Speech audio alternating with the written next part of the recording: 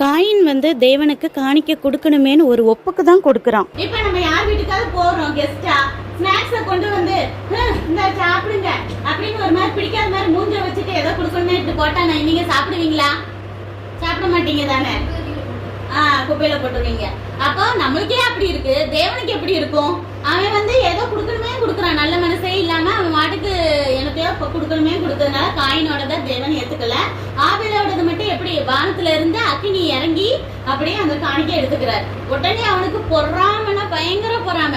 என்னன்னா நான் தான் மூத்தவன், என்னோட தானே ஃபர்ஸ்ட் எடுத்துக்கணும், அவர் என்னோட கடைசி வரைக்கும் எடுத்துக்கவே இல்லை, அவனோட வச்சோன்னே வானத்துல இருந்து அக்கினி எடுத்துட்டு போயிடுச்சு அப்படின்னு சொல்லிட்டு அவனுக்கு தான் பயங்கரமா வயிறு எரியுது.